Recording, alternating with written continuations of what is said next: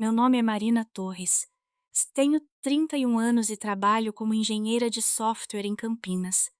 No mês de julho daquele ano, voltei de uma viagem de 4 dias a Curitiba, puxei minha mala pela entrada da casa que eu mesma havia comprado e encontrei minhas roupas dobradas dentro de caixas de papelão no corredor do andar de cima.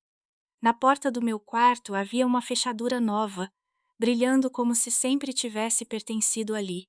Do outro lado, a televisão do meu irmão mais velho estava ligada.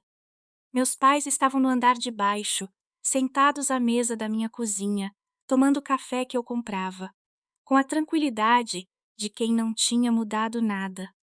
Tomar meu quarto foi apenas o primeiro movimento.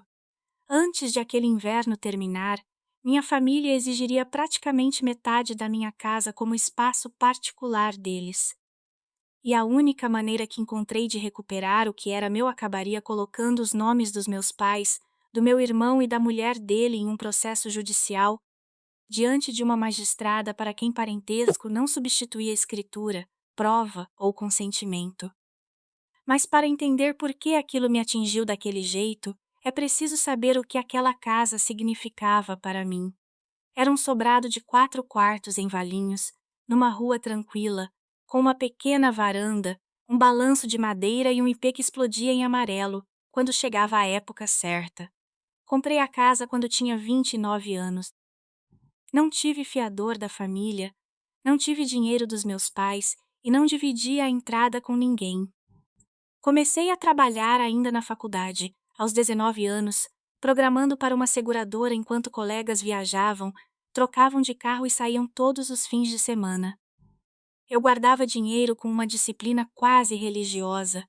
A entrada da casa consumiu 10 anos de férias econômicas, roupas compradas, só quando necessário um carro antigo que eu mantive muito além do ponto em que meus amigos começaram a fazer piada.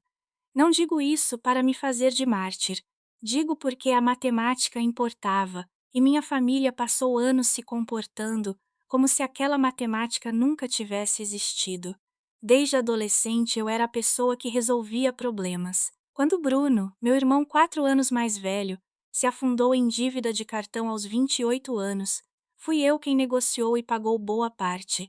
Quando a caminhonete do meu pai quebrou no mesmo mês em que o aquecedor da casa deles precisou ser trocado, eu cobri os 2 gastos e chamei de presente de aniversário.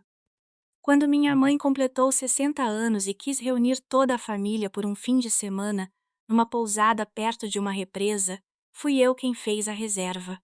Ninguém perguntou quanto custou. Ninguém pergunta ao resolvedor quanto custa resolver. Por muitos anos, isso me incomodou menos do que deveria. Ser útil parecia muito parecido com ser amada. Eu ainda não tinha entendido a diferença. A casa era diferente. Era a primeira coisa da minha vida que era somente minha. Meu nome na matrícula do imóvel. Minha assinatura no financiamento. Minha chave na fechadura. Aos sábados de manhã eu sentava no balanço da varanda, com uma caneca de café, e não ouvia nada além dos passarinhos, do vento e de um carro distante passando na rua. Até o silêncio era meu. Tive exatamente 2 anos assim. Então, numa terça-feira de fevereiro, minha mãe me telefonou com aquela voz doce que ela usava quando já tinha decidido que eu faria alguma coisa. Marina, meu amor, estamos precisando de uma ajudinha. A ajudinha era esta. Meus pais, Davi e Célia, haviam vendido a casa antiga, onde Bruno e eu crescemos, em Campinas. O quintal estava dando trabalho, havia escadas demais e meu pai já sentia dificuldade no joelho. Eles tinham dado entrada num apartamento novo em um condomínio voltado para moradores mais velhos em Indaiatuba. A construtora prometia entregar as chaves em abril. Havia um intervalo de aproximadamente 6 semanas. Além disso, meu pai estava com uma cirurgia de prótese no joelho marcada para meados de março.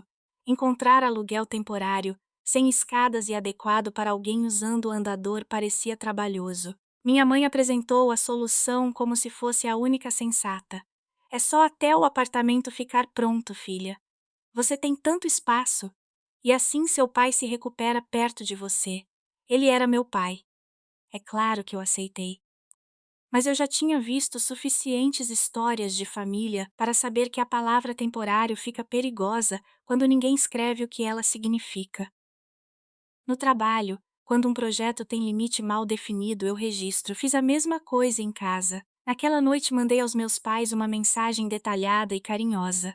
Eles usariam o quarto de hóspedes e o banheiro do corredor. As despesas de água, energia, gás, internet e mercado seriam divididas. O prazo inicial seria de 8 semanas, já com folga além da previsão da construtora. Se a entrega atrasasse, conversaríamos de novo antes de estender. Li 2 vezes antes de enviar. Senti-me inteligente e culpada ao mesmo tempo, como se impor clareza à própria família fosse uma forma de desconfiança. Minha mãe respondeu poucos minutos depois, com o coração vermelho. Na época interpretei aquilo como concordância. Hoje sei que um coração não substitui um sim. Eles se mudaram em março, 2 dias antes da cirurgia do meu pai. A primeira semana foi tranquila. Levei meu pai ao hospital, fiquei com minha mãe na sala de espera, organizei remédios, coloquei uma cadeira no banheiro e preparei o quarto para que ele não precisasse fazer esforço. Eu fazia tudo de boa vontade. Era meu pai. O rearranjo começou na segunda semana. Voltei do escritório e encontrei a cozinha reorganizada. Panelas no armário onde ficavam tigelas. Minhas boas facas escondidas numa gaveta porque, segundo minha mãe, daquele jeito a cozinha funcionava melhor. Minha cafeteira pequena foi empurrada para a despensa para dar lugar ao aparelho enorme que ela havia trazido de casa. Pouco depois chegou a poltrona do meu pai, retirada do depósito. Era um monstro marrom que pousou no meio da sala apontado para a televisão. A televisão, aliás, nunca mais parecia desligar. Noticiário de manhã, programas antigos à tarde, futebol, filmes, volume alto o suficiente para atravessar paredes. Eu descia cedo e a casa já cheirava a café forte, pão na chapa e bacon, com alguma voz saindo da televisão. Coisas pequenas, grãos de areia. Fui deixando passar um por um porque meu pai estava se recuperando e abril parecia perto. Abril chegou. A construtora adiou a entregas para junho. Problemas de fornecedor, disseram. Minha mãe me contou a notícia com uma alegria estranhamente leve, apertando meu braço. Pelo visto, você vai ter de aguentar a gente mais um pouquinho. Atualizei a data no meu calendário e disse a mim mesma que aquelas 8 semanas já previam algum atraso. Num domingo, porém, passei pelo quarto de hóspedes com um cesto de roupas e ouvi minha mãe falando ao telefone com tia Denise. Estamos completamente instalados.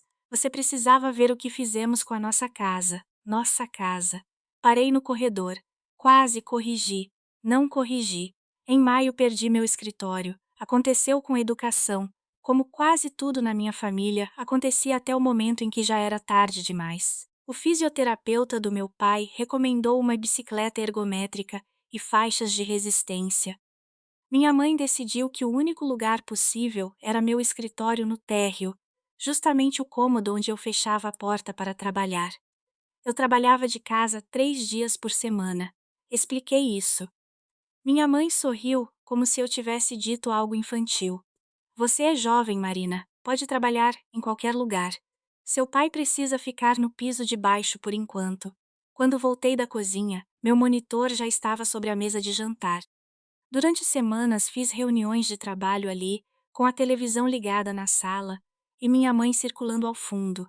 Eu desligava meu microfone e dizia: Mãe, estou apresentando. Ela respondia num sussurro que conseguia ser mais alto do que uma fala normal. Não liga para mim, e então começava a guardar pratos fazendo o máximo possível de barulho. Quero ser justa. Meu pai fez fisioterapia com disciplina, recuperou força, abandonou o andador. No começo de junho já dirigia e subia escadas como se tivesse rejuvenescido. Ou seja, se alguém tivesse perguntado, a justificativa médica para aquela ocupação havia acabado. Ninguém perguntou. Marquei mentalmente o fim de junho como o momento em que teríamos uma conversa séria. Então meu telefone tocou. Era Bruno. Meu irmão raramente me ligava. Não tinha me telefonado no meu aniversário nos últimos 3 anos. Bruno só ligava quando alguma coisa estava quebrada. Dessa vez era a vida dele. Ele tinha 35 anos, e trabalhava havia anos como supervisor de produção numa fábrica de autopeças na região de Sorocaba. Em abril, a empresa havia cortado uma parte grande do quadro e Bruno estava entre os demitidos. Ele escondera isso por quase 2 meses. Gastou a indenização enquanto dizia à mulher, Karina, que estava negociando oportunidades. Karina estava grávida de 4 meses. O contrato de aluguel do apartamento deles terminava em junho. Tudo saiu numa única ligação, longa e ressentida, em que meu irmão não disse por favor nenhuma vez. O que ele disse foi: então pensamos em ficar aí até o bebê nascer. A mãe já falou que faz sentido. Olhei para a parede da cozinha por alguns segundos. Disse com cuidado que sentia muito pelo emprego, que poderíamos pensar juntos, mas que eu precisava avaliar o que era possível porque meus pais ainda estavam na casa e ter gente morando comigo tinha se mostrado muito mais pesado do que eu imaginava. Isso não foi um não, eu sei. Revi aquela conversa muitas vezes. Foi um preciso pensar, dito por uma mulher treinada durante a vida inteira a evitar a palavra não. Na sexta-feira seguinte viajei a Curitiba para uma revisão importante de um projeto. Era compromisso marcado havia meses. Na noite de domingo, minha amiga Júlia, que morava a poucas ruas da minha casa, mandou uma mensagem. Pergunta aleatória. Você sabia que tem um caminhão de mudança parado na sua garagem? Fiquei diante da janela do hotel olhando as luzes da cidade. Naquele instante entendi que minha resposta já não importava. Minha mãe tinha aberto a porta. Voltei na segunda-feira à noite e encontrei minha casa colonizada. O carro de Bruno estava na vaga que eu costumava usar. O segundo quarto de hóspedes, onde eu guardava uma esteira, estava abarrotado até o teto. Metade da área de depósito da garagem também estava tomada por caixas. Karina me abraçou na entrada e reclamou do cansaço da viagem. Bruno me abraçou como se eu tivesse organizado uma festa de recepção. Olha quem chegou. A dona da fortaleza. Minha mãe estava atrás deles, sorrindo como alguém que havia acabado de realizar uma surpresa maravilhosa. Família aparece quando a família precisa, filha. Eu não sorri e engoli. Disse na frente de todos que aquilo não era o que eu havia aceitado, que eu tinha pedido tempo para pensar e que 6 semanas seria o limite absoluto para Bruno e Karina procurarem outro lugar. Bruno deu uma risada. Relaxa. É temporário. Você está falando igual proprietária de imóvel. Todo mundo riu. Até meu pai. A conversa então mudou para cores de quarto de bebê como se minha objeção tivesse sido uma nuvem que passara. Mais tarde, naquela noite, levei uma caixa da entrada para cima porque estava bloqueando a passagem. Na lateral, em letras grandes feitas com caneta grossa, Bruno havia escrito: Armário do quarto principal. Fiquei segurando aquela caixa. Não dizia cozinha. Não dizia roupas. Não dizia coisas do bebê. Dizia armário do quarto principal. Meu irmão não tinha empacotado a vida para uma visita de 6 semanas. Ele tinha empacotado para uma casa que já considerava dele. O financiamento da minha casa, com impostos e seguro, consumia cerca de R$ 8.000 por mês. Isso era minha responsabilidade. Eu havia assinado. Mas, em julho, água, energia, gás, internet e outras despesas de uma casa com 5 adultos tomavam quase R$ 1.600, praticamente o dobro do normal. As compras que eu fazia no domingo desapareciam antes de quinta-feira. Ninguém contribuía espontaneamente. Quando eu pedia, minha mãe ficava com uma expressão de quem tinha acabado de me ouvir cobrar entrada num velório. A divisão de despesas escrita na primeira mensagem nunca mais foi mencionada por eles. E toda vez que eu tocava no assunto surgia uma emergência. A busca de Bruno por emprego, pelo que eu conseguia perceber, consistia em um fone de ouvido, jogos ligados e a frase estou fazendo consultoria, dita do meu sofá no meio da tarde. Ele ficava acordado até 2 ou 3 da manhã.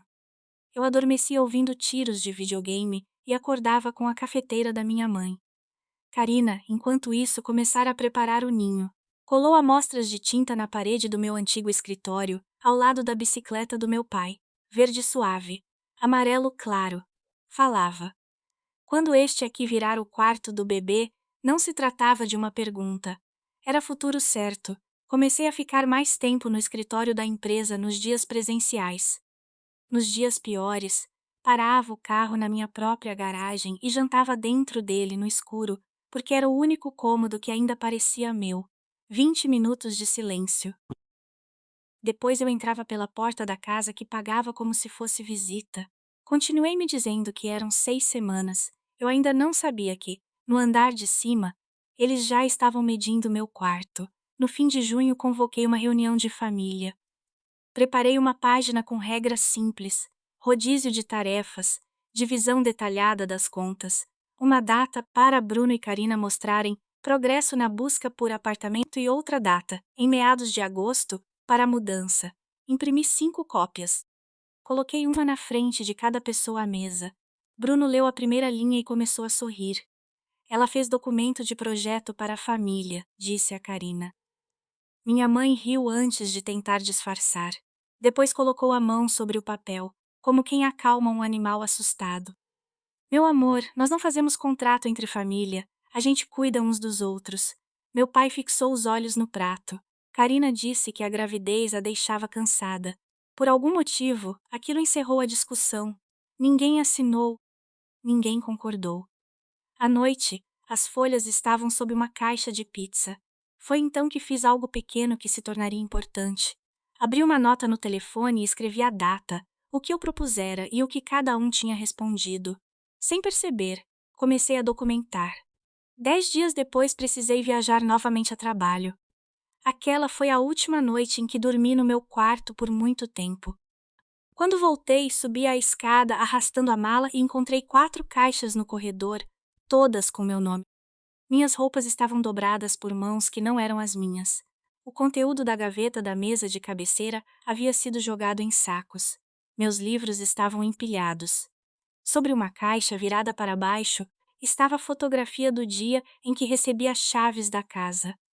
Eu na varanda, sorrindo, segurando o chaveiro. Na porta do meu quarto principal havia uma maçaneta nova com fechadura. Bati. Bruno abriu sem camisa, relaxado, como se eu fosse entregadora. Atrás dele, um jogo passava na minha televisão. Caixas de fraldas ocupavam minha cama. A mala de Karina estava aberta sobre minha cômoda. Ah, você chegou, ele disse. A gente achou que você não se importaria. Você quase não fica em casa mesmo. E a Karina precisa do banheiro à noite por causa da gravidez. Karina acenou da minha poltrona de leitura. Fiquei no corredor ainda com roupa de viagem. Perguntei onde estavam nossos pais. Alguma parte de mim ainda acreditava que aquilo tinha acontecido contra a vontade deles. Bruno sorriu. Na cozinha. E fechou a porta. Meus pais estavam à mesa tomando café. No momento em que entrei, os olhos da minha mãe subiram na direção do teto e voltaram rapidamente para a xícara. Eles sabiam. Tinham ajudado a carregar minhas caixas. Mantive a voz controlada. Disse que Bruno e Karina haviam tomado meu quarto, instalado uma fechadura dentro da minha casa e mexido nas minhas coisas sem permissão. Disse que tudo seria desfeito até domingo. Minha mãe entrelaçou os dedos e começou a explicar com paciência, como se eu fosse a pessoa confusa. Karina está grávida. Ela precisa do banheiro durante a madrugada. Expliquei que o quarto menor ficava no mesmo andar, a poucos passos do banheiro que eles já vinham usando. Houve uma pausa. Minha mãe simplesmente trocou de argumento. Seu irmão vai ser pai, Marina. Um homem que vai ser pai precisa sentir que tem seu próprio espaço. Seu próprio espaço, na minha casa. Olhei para meu pai.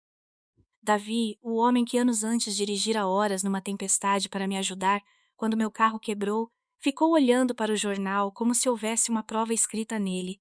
Não disse uma palavra. O silêncio dele pesou mais do que qualquer frase da minha mãe. Eu disse, no domingo esse quarto volta a ser meu. Senão teremos um problema sério. Da escada veio a voz de Bruno. Ou o quê? Ele não parecia irritado. Parecia curioso. Ou o quê? Fiquei em pé na minha cozinha e percebi que não tinha resposta. E ele sabia. Naquele domingo, minha família organizou um jantar na minha casa para anunciar como pretendia dividir a minha casa. Minha mãe preparou carne assada e arrumou a mesa com um centro decorativo. Quando terminamos de comer, Bruno se levantou na cabeceira, na minha cadeira, e apresentou o que chamou de plano da família. Como ele e Karina estavam formando uma família, explicou, precisavam de espaço de verdade. Ficariam com meu quarto principal. Isso, segundo ele, já estava resolvido. Meu escritório se tornaria o quarto do bebê. Karina já tinha escolhido a cor. A sala seria a área deles no período da noite. Metade da garagem ficaria para ferramentas, caixas e equipamentos do bebê. Bruno desenhou uma linha imaginária com a mão. Basicamente, a parte da frente e o andar de cima ficam como nosso espaço particular. Você continua com o quarto pequeno e a cozinha, até porque é você quem cozinha melhor. Sorriu como se fosse elogio. Esperei meus pais rirem. Era absurdo demais. Um homem sem emprego, sem contrato e sem um centavo pago pela casa, estava concedendo a si mesmo metade de um imóvel que não possuía. Minha mãe assentiu. Karina mostrou no telefone imagens de decoração para o quarto que ainda era meu escritório. Meu pai olhou as cores e disse que eram bonitas. Eu só disse: Bruno, essa casa é minha. Ele me olhou com uma calma quase carinhosa. Para com isso, Marina. Não é roubo quando é família. Ninguém reagiu. Os talheres continuaram se mexendo. Subi para o quarto pequeno, sentei na cama e abri o computador. Naquela noite, parei de discutir com minha família. Comecei a estudar como recuperar legalmente a posse da minha própria casa. A primeira coisa que descobri foi irritante. O fato de meu nome estar sozinho na matrícula não me dava o direito de fazer qualquer coisa que eu quisesse naquela mesma noite. Meus pais e meu irmão tinham entrado na casa com minha autorização. Já estavam ali havia meses. Recebiam correspondência naquele endereço. Tinham estabelecido residência de fato. Um policial que chamei pelo número comum da corporação, depois de encontrar meu cortador de grama, caixas de Natal e até meu caiaque do lado de fora para abrir espaço às ferramentas de Bruno, ouviu todos e depois me chamou para conversar na varanda. Ele foi educado. Senhora, não troque as fechaduras e não coloque as coisas deles na rua por conta própria. Isso pode virar problema para a senhora. A entrada foi autorizada e agora existe uma discussão de posse e permanência. O caminho mais seguro é revogar formalmente essa autorização e, se eles não saírem, procurar o judiciário. Eu ri uma vez, sem humor. Estou ouvindo que preciso entrar na justiça para tirar meus próprios pais e meu irmão da minha casa? Ele fez uma expressão de quem já tinha visto famílias transformarem imóveis em campos de guerra. Estou dizendo que a senhora não deve tentar resolver na força. É questão civil. Aquilo me deixou furiosa. A lei que protegia minha casa também me obrigava a respeitar um procedimento antes de retirar as pessoas que estavam ocupando essa casa contra minha vontade. Qualquer solução rápida, como trocar fechaduras enquanto saíam ou jogar caixas na calçada, poderia me transformar de proprietária prejudicada em ré de outro problema. Na manhã seguinte, peguei uma pasta vermelha, uma das últimas coisas que consegui retirar do antigo escritório, e comecei a preencher. Certidão atualizada da matrícula do imóvel, apenas no meu nome. Contrato de financiamento. Comprovante de pagamento saindo da minha conta. A mensagem enviada aos meus pais em fevereiro, com o prazo inicial de 8 semanas. A resposta da minha mãe com o coração. Fotografias da nova fechadura no meu quarto. Fotografias da nova das caixas com meu nome. Fotografia do caiaque e das minhas coisas jogadas para fora da garagem. A anotação que eu fizera após a reunião familiar. Foram poucos minutos de papelada silenciosa na mesa de jantar, enquanto a cafeteira da minha mãe fazia barulho ao fundo. Minhas mãos estavam firmes. Então fiz uma coisa que ainda hoje me marca. Não guardei a pasta dentro de casa. Já não havia uma gaveta, um armário ou um quarto sob aquele teto em que eu confiasse. Levei a pasta até o carro. Abri o porta-malas e a escondi sob o revestimento, perto do estepe. Meus documentos estavam mais seguros num estacionamento do que dentro da casa cujo financiamento eu pagava. No horário de almoço, telefonei para Júlia. Ela me ouviu em silêncio. Depois liguei para um escritório de advocacia de Campinas que trabalhava com direito imobiliário e conflitos possessórios.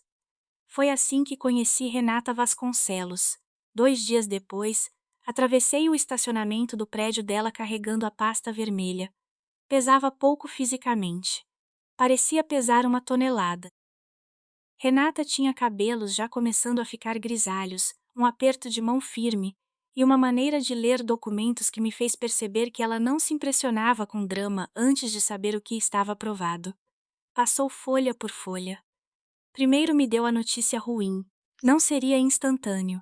Minha família havia recebido permissão para morar na casa sem aluguel. Na prática, tínhamos uma espécie de comodato verbal, gratuito e precário. Para encerrar aquilo de forma segura, Renata queria produzir prova clara de que a autorização tinha terminado.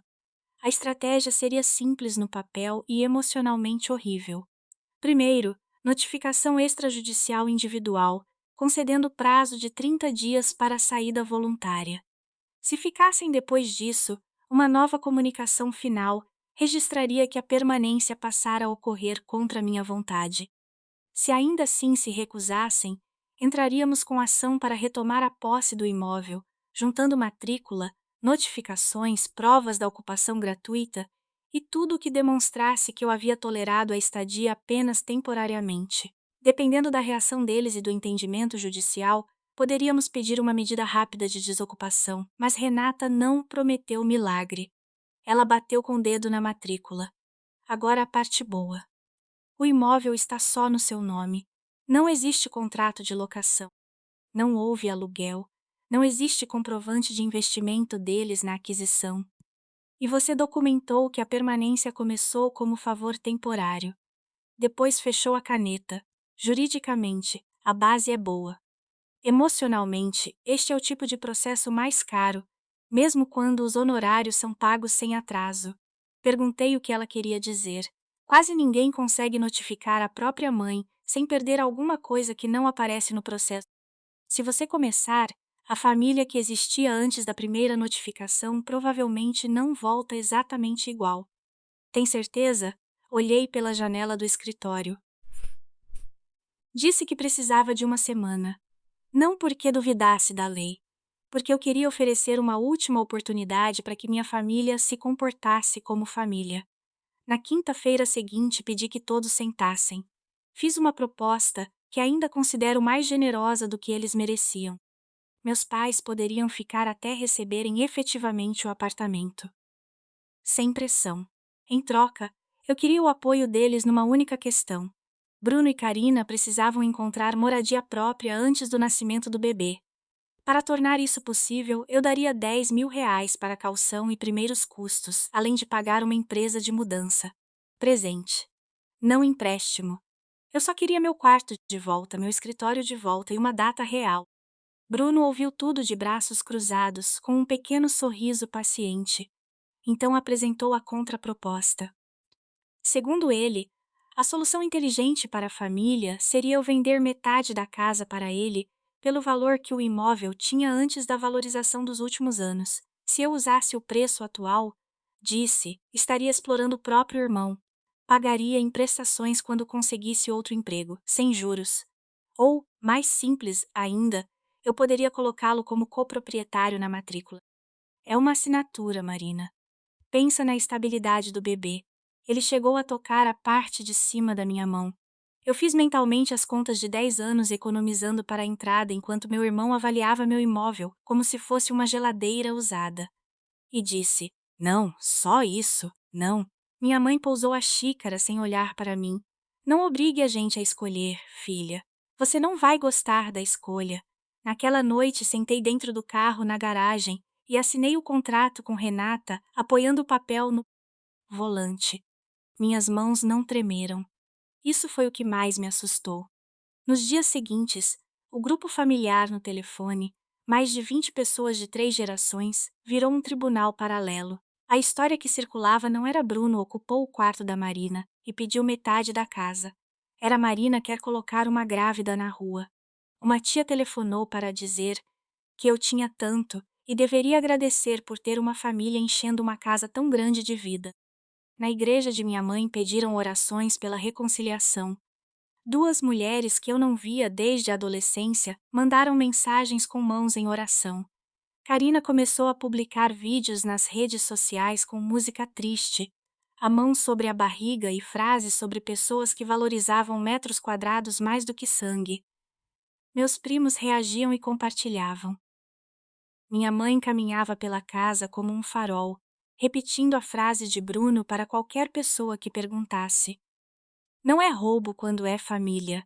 A única pessoa que me falou algo diferente foi tia Denise, irmã mais nova da minha mãe. Ela telefonou numa noite. Só para você saber, fizeram algo muito parecido com tia Ruth quando vocês eram crianças. Um monte de parentes se instalou na casa dela e depois chamaram a mulher de egoísta quando ela explodiu. Imóvel faz a nossa família esquecer de quem é o nome no documento. Depois suspirou. Eu amo você, mas não quero ficar no meio. Entendi. Parei de me explicar para parentes. Na mesma semana, porém, encontrei algo na caixa de correspondência que mudou a temperatura de tudo. Havia cartas em nome de Bruno e Karina, seguro do carro, extrato bancário, correspondência da clínica de acompanhamento da gravidez, documento relacionado ao seguro-desemprego de Bruno e um comprovante do serviço de redirecionamento de correspondências indicando que o endereço principal deles havia sido alterado para o meu antes mesmo da mudança. Li a data 2 vezes. Eles tinham organizado o redirecionamento no fim de maio. As caixas chegaram em junho. Meu irmão transferira a vida documental para minha casa antes de eu dar qualquer resposta definitiva. Entrei com um monte de envelopes e coloquei sobre a bancada na frente dele. O que significa essa data? Bruno olhou como quem explica a regra de estacionamento. Significa que eu conheço meus direitos, irmãzinha. Quando uma pessoa mora num lugar, você não pode simplesmente jogar na rua. Pesquisa. Bateu 2 vezes na bancada e voltou para a televisão. Ali acabou qualquer dúvida. Não era apenas um homem desempregado em situação difícil. Bruno tinha pesquisado como se proteger antes de ocupar minha casa. Eu era a última pessoa a saber do plano. No dia 28 de julho, as notificações foram entregues. Renata preparou 4 documentos. Davi Torres, Célia Torres, Bruno Torres, Karina Torres. Cada um recebia formalmente a comunicação de que minha autorização para permanecer no imóvel terminaria em 30 dias. As cópias também foram enviadas com prova de recebimento. Eu poderia ter deixado o mensageiro fazer tudo. Não quis que meus pais descobrissem por um envelope. Naquela noite, Júlia foi à minha casa e ficou perto da cozinha como testemunha. Preparei jantar para todos como numa quinta-feira comum. Quando terminamos, coloquei um envelope diante de cada pessoa. Eu amo vocês. Mas em 30 dias este endereço deixa de ser a casa de vocês. Minha mãe leu 2 linhas e levantou da cadeira com um som que misturava choro e fúria. Disse que eu estava fazendo aquilo com a própria mãe, que a família tinha sido amaldiçoada no dia em que comprei aquela casa. Karina chorou. Bruno nem terminou de ler. Manteve os olhos em mim, sorriu e rasgou o papel ao meio. Na minha cabeça ouvi a voz de Renata. Rasgar não desfaz a notificação. Meu pai fez outra coisa. Leu cada palavra, virou a folha, leu o verso. Dobrou em 4 partes e guardou no bolso da camisa, atrás dos óculos. Depois, começou a recolher os pratos.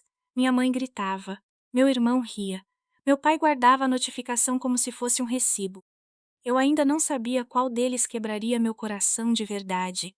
Houve um momento, uns 10 dias depois, em que quase desisti. Desci de madrugada para beber água e vi luz na garagem.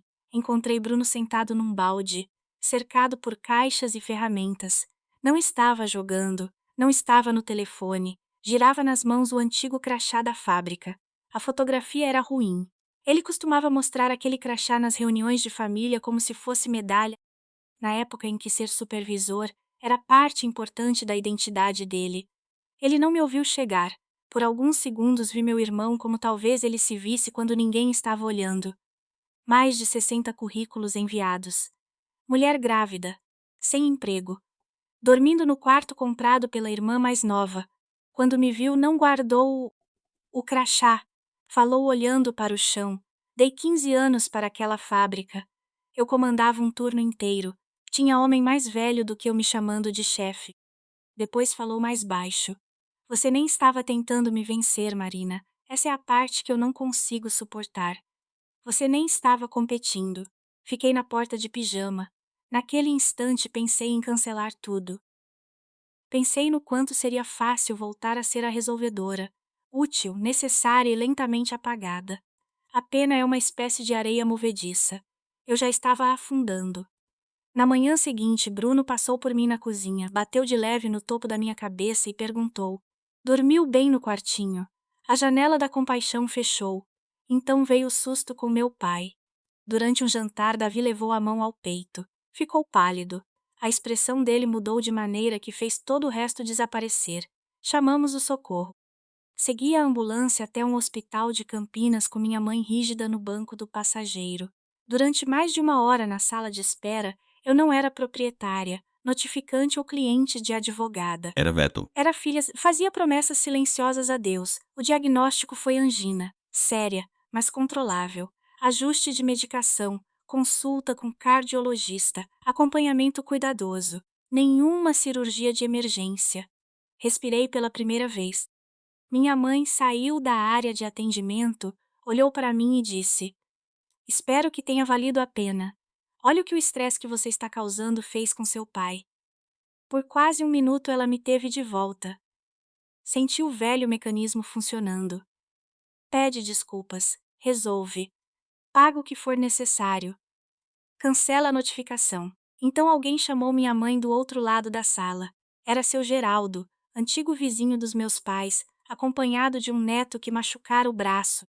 Ele veio sorrindo, abraçou minha mãe e disse: Célia, parabéns pelo apartamento. Meu cunhado trabalhou no acabamento do seu bloco. Ficou pronto no começo de julho, não foi? Vocês já estão instalados? Começo de julho. Olhei para minha mãe. Ela me lançou um olhar rápido antes de responder. Só aquele olhar bastou. O apartamento não estava atrasado até o fim do ano. Estava pronto havia mais de um mês. Meus pais poderiam ter recebido as chaves, fechado a mudança e saído antes de eu imprimir qualquer notificação.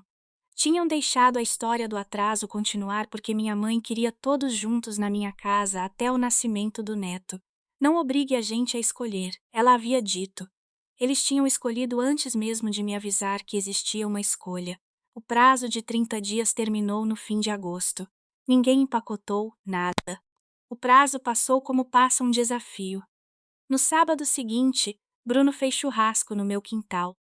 Uma dúzia de amigos ao redor da mesa, carne na churrasqueira que ele já tratava como própria, música tocando, meu irmão numa cadeira como se estivesse recebendo convidados em sua propriedade. Quando me viu pela janela da cozinha, ergueu a lata de refrigerante a alguns centímetros.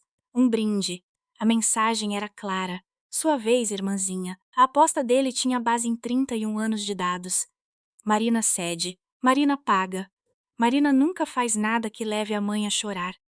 No início de setembro fiz meu movimento seguinte. Renata preparou uma notificação final, curta e inequívoca. A autorização estava encerrada. O prazo anterior tinha terminado. Eles deveriam desocupar e devolver as chaves. Caso contrário, seria proposta ação judicial para a retomada da posse. Entreguei uma cópia a cada um. Outra ficou registrada na porta, protegida do tempo, para que não houvesse discussão sobre ciência. Minha mãe levou a dela para o quarto e fechou a porta. Karina filmou a própria reação para publicar. Bruno leu na varanda, soltou um riso e me devolveu a folha. Você não vai fazer isso. Você nunca levou até o fim nada que fizesse a mãe chorar. Você é a boazinha, lembra? Ele ainda apostava na Marina antiga. O que não sabia era que aquela Marina tinha morrido na sala de espera do hospital, entre a culpa que minha mãe tentou colocar no meu colo e a frase inocente de um antigo vizinho. Poucos dias depois, durante um intervalo longo do trabalho, fui ao fórum com a pasta vermelha. A borda estava um pouco desbotada pelo tempo dentro do carro. Renata entrou comigo. Protocolamos a ação para a retomada da posse, acompanhada das notificações, da matrícula e das provas de que a ocupação tinha começado como favor gratuito e continuava contra minha vontade. Quando a servidora carimbou a documentação e devolveu nossa via, fiquei olhando os nomes. Marina Torres contra Davi Torres, Célia Torres, Bruno Torres e Karina Torres. Era a legenda mais triste que eu já tinha visto. A audiência foi marcada para algumas semanas depois. Quando a citação chegou em casa, minha família finalmente acreditou. Minha mãe parou de gritar e telefonou para o pastor. Karina transformou a disputa em uma série de postagens. Bruno anunciou para todo mundo sua teoria jurídica. Diria à juíza que eu tinha prometido metade da casa, que ele tinha investido o trabalho porque preparara uma parede do escritório para o quarto do bebê, que uma irmã com a minha renda tinha obrigação moral de ajudá-lo, que qualquer magistrada com coração entenderia. Contei a Renata. Ela ficou em silêncio por alguns segundos. Depois disse: Não existe promessa escrita de transferência. O nome dele não está na matrícula. Ele não pagou aquisição, financiamento, imposto ou reforma relevante. Pintar uma parede não cria metade de um imóvel. Deixa ele falar. A família usou os dias até a audiência em 3 ondas. A primeira foi uma emboscada. Cheguei num sábado e encontrei quase 30 pessoas na minha sala, enfeites, mesa de doces, presentes e uma decoração de chá de bebê. Tudo dentro da casa que eu estava processando para recuperar. Minha mãe tinha organizado sem me contar. Quando perguntei por quê, ela respondeu: A gente achou que você não gostaria de participar, considerando tudo. Parabenizei Carinas antes de mulheres que tinham lido mensagens horríveis sobre mim. Comi um pedaço de bolo em pé na minha cozinha como se fosse funcionária do buffet. A segunda onda veio 2 dias depois. Meu tio Geraldo e o pastor da igreja de minha mãe sentaram comigo à mesa para uma conversa de cura. A proposta era simples. Eu retiraria o processo. Bruno e Karina ficariam 1 ano sem pagar nada para se reorganizar. Depois todos seguiriam em paz. Desta vez queriam colocar o acordo por escrito. A terceira onda foi Karina. Encontrou-me no corredor naquela noite, segurou a barriga e perguntou com a voz trêmula: Você realmente vai colocar um recém-nascido na rua? Aquilo acertou. Sentei na cama pequena com o telefone na mão. Meu dedo ficou sobre o contato de Renata. Uma chamada separava aquela guerra da rendição. Em vez de ligar para a advogada, liguei-la ouviu tudo. Depois fez uma pergunta. Me explica o acordo, Marina. O que você recebe? Comecei a responder. Parei. Júlia disse. Você recebe o direito de continuar pagando. Esse é o acordo inteiro. Na véspera da audiência, minha mãe bateu na porta do quarto pequeno. Bateu. Ninguém naquela casa batia em porta havia meses. Sentou na beirada da cama e passou a mão sobre a colcha que ela mesma costurara quando eu era mais nova. Pela primeira vez em muito tempo falou com a voz antiga, a voz que eu lembrava da infância. Desiste, filha. Amanhã cedo liga para a advogada e encerra isso. A gente esquece tudo, volta ao normal. Você é minha filha. Eu não quero perder você por causa de uma casa. Normal não era uma oferta pequena. Normal significava almoço de domingo. A voz da minha mãe na cozinha. Estar perto quando meu sobrinho nascesse, em vez de descobrir por terceiros. Normal era algo que eu vinha comprando em prestações desde os 19 anos.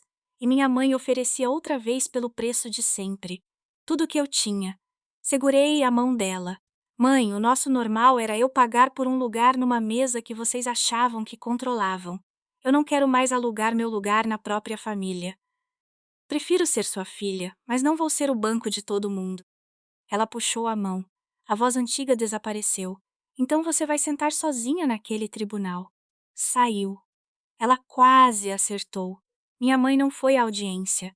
Meu irmão foi. E levou um discurso. Quem imagina uma disputa por imóvel como cena de televisão se decepcionaria com aquela sala. Bancos de madeira, pessoas segurando pastas, advogados esperando a vez e uma magistrada que parecia ter escutado versões diferentes do mesmo conflito a vida inteira. Renata e eu sentamos de um lado. A pasta vermelha estava aberta diante de nós. Bruno sentou do outro, usando o melhor paletó que possuía, comprado anos antes por minha mãe. Karina estava ao lado dele, já com a gravidez avançada. Quando nosso caso foi chamado, a magistrada começou pelo básico. Quem é a proprietária registrada do imóvel? Eu. Renata entregou a certidão da matrícula. Existe contrato de locação? Não. Algum dos ocupantes pagou aluguel? Não. Contribuíram para a compra, para a entrada ou para as prestações do financiamento? Não. Foram avisados de que a autorização de permanência estava encerrada? Renata juntou os comprovantes das notificações, protocolos, registros de entrega e fotografias. Bruno não negou. Na cabeça dele, não pagar nada parecia prova de que aquilo era família, não prova de que não tinha adquirido direito sobre a casa. Então chegou a vez do discurso. Meu irmão realmente tinha praticado. Falou sobre sangue, sobre família, sobre a promessa verbal que, segundo ele, eu teria feito de ajudá-lo. Falou da parede que preparara para o quarto do bebê. Chamou aquilo de investimento de trabalho. Disse que eu ganhava bem e tinha espaço demais. Disse que ele estava desempregado por circunstância e que uma irmã não deveria tratar um irmão como estranho. A magistrada ouviu sem interromper.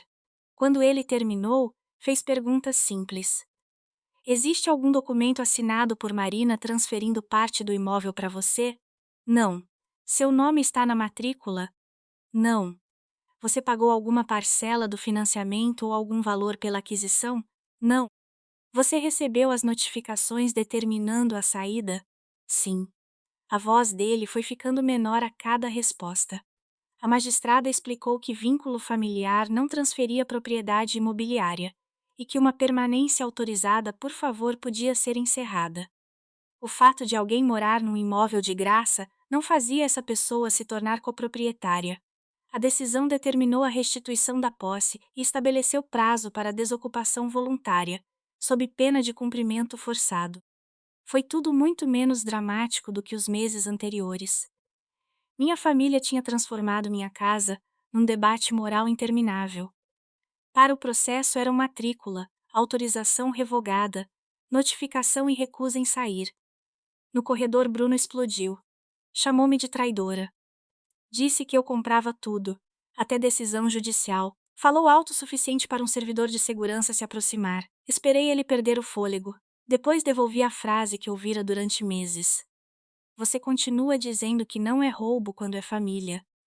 A justiça acabou de explicar que família também não transforma o que é dos outros em seu. Ele ficou vermelho. Eu continuei. Você me ensinou que nossa família faz conta de tudo, Bruno. Eu só fui a primeira pessoa a colocar a conta no papel. Meus pais saíram rapidamente. 2 dias depois, receberam as chaves do apartamento em Dayatuba. O apartamento que estava pronto desde julho. A mudança chegou numa quinta-feira. Minha mãe coordenou a retirada da poltrona, das caixas e da enorme cafeteira com a dignidade ofendida de uma rainha deixando um palácio tomado. Quando o último objeto entrou no caminhão, ela ficou na varanda, olhou para mim. Depois olhou para a casa como se o imóvel a tivesse decepcionado. Espero que essa casa consiga aquecer você, Marina. Não me abraçou. Desceu os degraus. Aquilo ainda dói quando lembro. Aprendi que colocar limites não torna a perda indolor. Às vezes o limite é necessário justamente porque a relação já está ferindo e a decisão correta continua machucando. Meu pai ficou para trás por alguns minutos. Davi pegou uma caixa de ferramentas antiga e foi até o portão lateral, que fazia um barulho horrível desde o começo do ano. Ele havia prometido consertá-lo quando ainda estava se recuperando do joelho. Passou óleo nas dobradiças. Ajustou a trava. Fez o portão abrir e fechar sem um ruído. Depois entrou na cozinha. Colocou a chave da minha casa sobre a bancada. Ao lado, deixou um envelope com dinheiro. É uma parte das contas que a gente devia ter dividido. Fiquei olhando para ele. Meu pai continuou encarando um ponto atrás do meu ombro. Quando eu era mais novo, vi meu pai fazer isso com a irmã dele, sua tia Ruth. Um monte de parente entrou na casa dela, foi ficando e chamou a mulher de egoísta quando ela finalmente mandou todo mundo embora. Eu disse para mim mesmo que nunca ficaria quieto desse jeito. Pegou a caixa de ferramentas.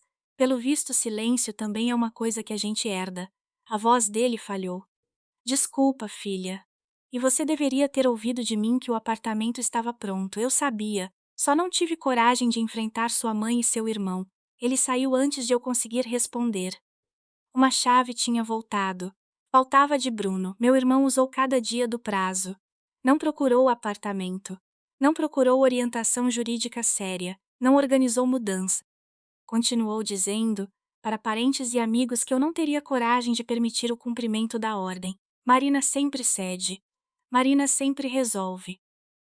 Marina não aguenta ver a mãe chorando. Karina, em silêncio, pareceu entender antes dele. Quando Bruno saía, a mãe dela aparecia para ajudar a embalar coisas do bebê.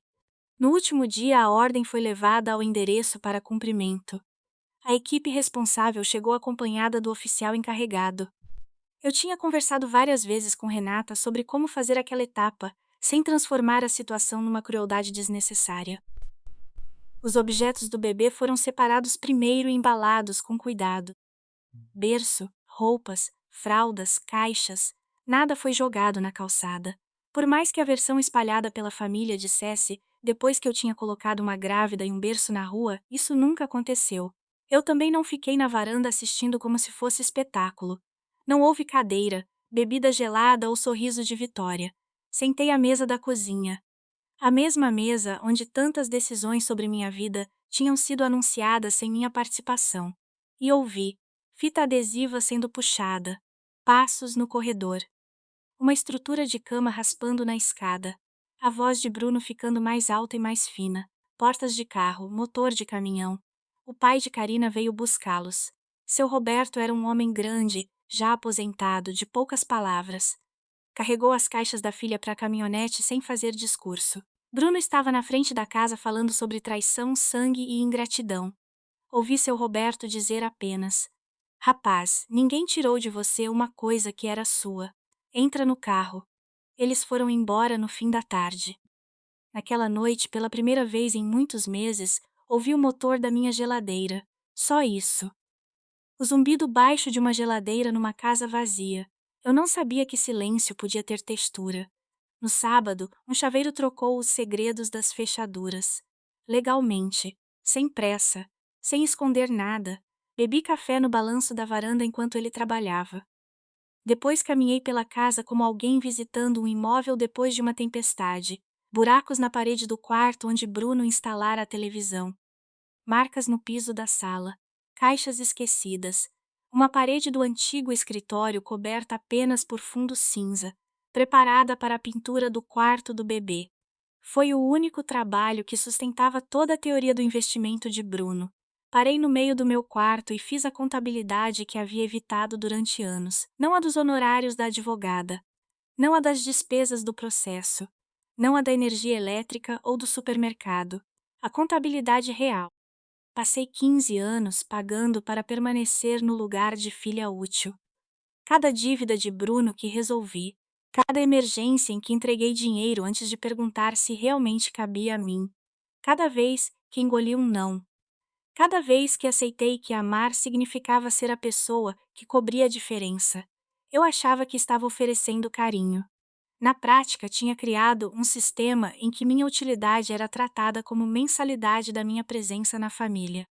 Quando parei de pagar, tentaram colocar um ocupante melhor no meu quarto. Foi isso que doeu. Eles sempre fizeram contas.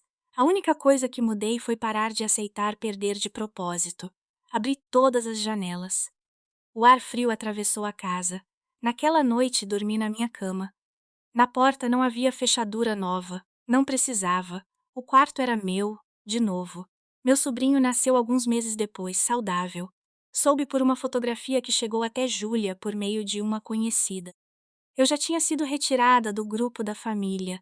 Mesmo assim, mandei um presente para o bebê e uma carta curta para Bruno. Parabéns. A porta não está trancada para sempre. Quando quiser conversar com respeito, você sabe como me encontrar. Com carinho, Marina, não recebi resposta. Aceitei que o silêncio dele também era uma resposta por enquanto. As despesas da casa despencaram. Minha mesa de trabalho voltou ao escritório. A bicicleta de fisioterapia do meu pai saiu. As caixas de fraldas saíram. As amostras de tinta saíram. Só uma coisa ficou. A parede cinza que Bruno havia preparado. Não pintei. Deixei exatamente como estava. Algumas manhãs olho para ela e lembro de toda a história sem precisar abrir a pasta vermelha. Tia Denise começou a telefonar aos domingos. O restante da família esfriou. Em encontros dos quais eu já nem participava, A versão continuava sendo que eu colocara meus pais e uma grávida na rua por causa de um quarto. Parei de alugar espaço dentro dessa narrativa também. Em dezembro, almocei sozinha à mesa de casa num domingo. A comida estava boa, o silêncio também. Isso foi uma descoberta inesperada. Durante muito tempo, silêncio me parecia abandono. Depois de tudo, começou a aparecer salário. 2 semanas antes do Natal, alguém bateu na porta. Bateu e esperou. Quando abri, meus pais estavam na varanda. As orelhas do meu pai estavam vermelhas de frio. Ele segurava a caixa de ferramentas. Minha mãe estava um degrau atrás, com uma torta comprada numa padaria, segurando a caixa como se fosse um tratado de paz que ela não tinha certeza se seria aceito. Meu pai falou primeiro. A janela do quarto pequeno emperra. Faz tempo que eu devia ter consertado. Não houve pedido de desculpas da minha mãe. Célia não era boa nisso. Não houve discurso, choro ou abraço cinematográfico. Eram duas pessoas que tinham esgotado todas as versões da história em que elas próprias eram vítimas e agora estavam diante da porta pedindo para entrar. Eu deixei. Meu pai consertou a janela. Minha mãe ajudou a colocar a mesa sem mudar uma única coisa de armário. Para ela, isso equivalia a uma concessão histórica. Comemos. A conversa foi cuidadosa, pequena, em alguns momentos quase quente. No começo da noite, eles colocaram os casacos. A visita tinha hora para começar e hora para terminar. Perto da porta, minha mãe parou, olhou o corredor, olhou a sala, olhou a casa que tinha custado tanto a nossa relação e disse: "É uma boa casa, Marina." Vindo dela, aquilo era praticamente um poema. Eu respondi: "Eu sei, mãe." Fechei a porta quando eles saíram. A fechadura foi apenas uma fechadura. Na cozinha existe uma gaveta onde guardo uma chave reserva nova. Ainda não dei a ninguém da família. Talvez fique ali por anos. Estou em paz com isso. Porque a lição mais importante daquele ano não foi sobre processo possessório, escritura ou notificação. Foi sobre preço. Uma família que só trata você bem enquanto você paga não está oferecendo amor. Está emitindo cobrança. Às vezes a atitude mais gentil que você pode tomar, por si e até por eles, é fechar a conta e descobrir quem continua aparecendo quando já não existe benefício financeiro na porta. Minha história terminou com uma pasta vermelha, 2 rodadas de notificações, 4 nomes num processo e uma chave reserva esperando numa gaveta. Mas a verdadeira mudança foi muito menos visível. Aprendi que dizer não me transforma numa pessoa cruel. Aprendi que ter mais recursos do que um parente não cria uma escritura coletiva sobre minha vida. Aprendi que gravidez, doença, desemprego e idade merecem compaixão, mas não podem ser usados como autorização para apagar outra pessoa. Aprendi também que meu pai podia me decepcionar e ainda reconhecer o que fez. Que minha mãe podia voltar sem saber pedir desculpas. Que meu irmão podia continuar zangado e, mesmo assim, eu não precisava comprar a paz dele. Naquela casa, pela primeira vez, parei de ser a resolvedora de todos. Voltei a ser apenas Marina, e descobri que era suficiente.